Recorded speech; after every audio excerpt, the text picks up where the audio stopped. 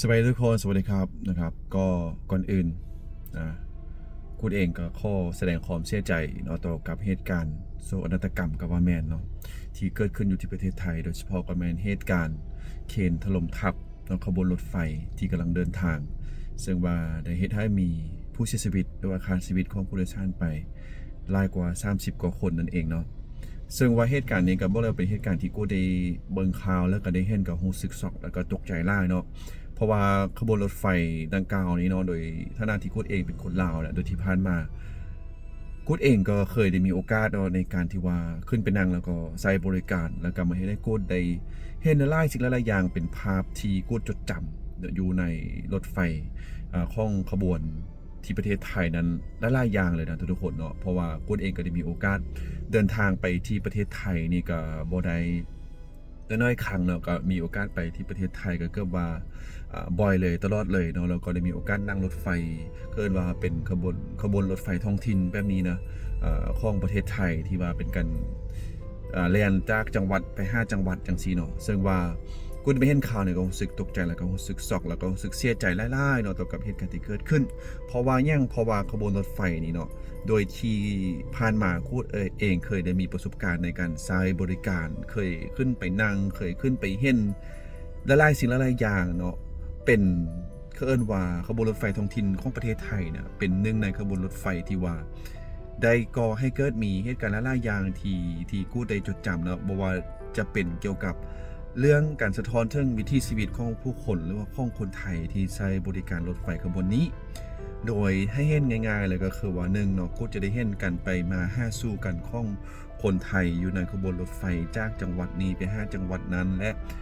ทุกๆการเดินทางของกูที่เห็นก็คือกูจะต้องไปแวะทุกๆสถานีที่ว่ารถไฟเพิ่นได้มีการไปรับผู้โดยสารเนาะมันก็ได้เห็นวิถีชีวิตได้เห็นการผูกพันได้เห็นการพัวพันการติดพันระหว่างคนกับรถไฟ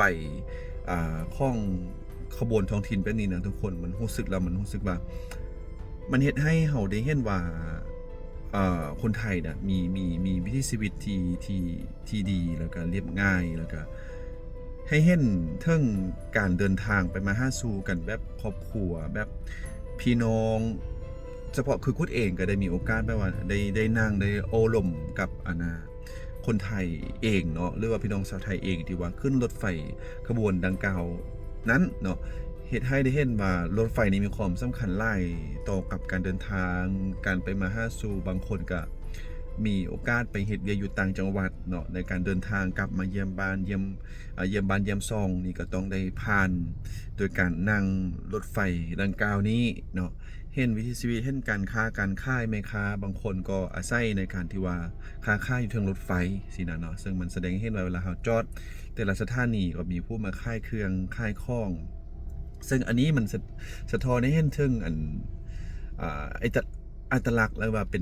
ป็นวิถีชีวิตของพี่น้องชาวไทยเนี่ยในแต่ละจังหวัดที่มีความผูกพันตัวกับรถไฟดังกล่าวเนาะแล้วก็คือเราจะเห็นเนาะก็ฉะนั้นแล้วเมื่อมีการเกิดเหตุการณ์แบบนี้คือกูดเองก็รู้สึกช็อกเช่นเดียวกันแล้วก็รู้สึกเสียใจเช่นเดียวกันเนาะเพราะว่ามันบ่น่าที่จะเกิดขึ้นเลยเนาะต่อกับขบวนรถไฟท้องถิ่นที่เกิดขึ้นที่ประเทศไทยนะทุกคนเนาะเพราะว่ามันเกิดขึ้นแล้วมันรู้สึกมีความสูญเสียหลายกว่านั้นนะทุกคนคือมันสูญเสียทางเขาเอิ้นว่าจังไดวะทางชีวิตสูญเสียทางความรู้สึกไปหลายๆอย่างเนาะโดยเฉพาะแม่นคือเขาจะเห็นเนาะครอบครัวผู้ที่ต้องมาสูญเสียผู้เป็นที่รักโดยที่บ่ทันตั้งตัวโดยที่บ่ทันได้บอกลากันเลยสิมันก็รู้สึกเสียใจแฮงเสียใจหลายเนาะฉะนั้นหมายความว่าขบวนรถไฟดังกล่าวหรือว่าขบวนรถไฟที่เกิดอุบัติเหตุนี้คือกูดเองในฐานะที่เป็นคนลาวเนาะก็ได้มีโอกาสในการขึ้นไปนั่งแล้วก็คือที่กูได้บอกแหละมันสะท้อนได้ให้เห็นถึง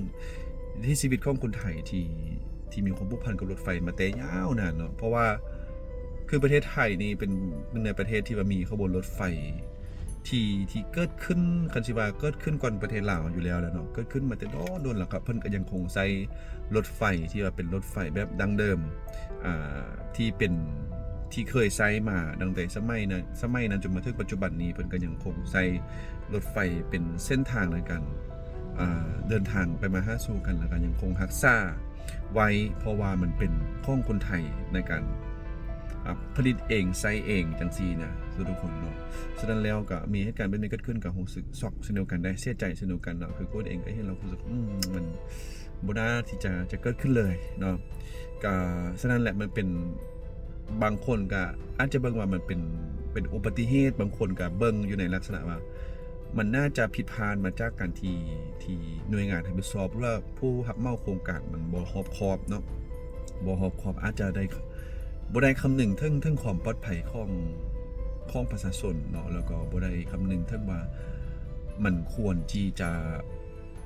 เส้นทางนั้นน่ะหรือว่าบนก่อสร้างนั้นน่ะควรที่จะบ่ให้มันมีอิหยังที่มันไป ไปอยู่ชั้นเทิงหรือว่ามันจะมีความเสี่ยงต่อการเกิดอุบัติเหตุสินะเนาะก็มันก็บ่น่าจะเกิดขึ้นเลยเนาะก็หาแห่งเนาะแล้วก็ต่อมาก็ยังมีเห็นเป็นข่าว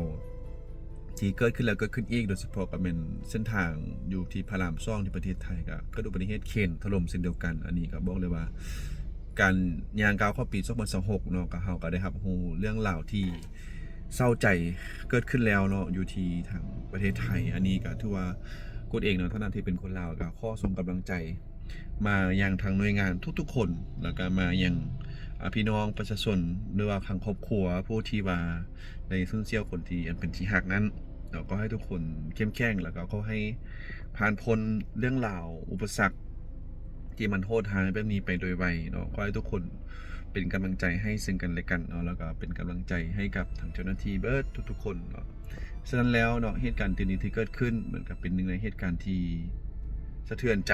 เนาะไปทุกๆบอนเมื่อได้รับรู้ข่าวคือก็อยู่ที่ฟังลาวที่ก็ติดตามรับชมข่าว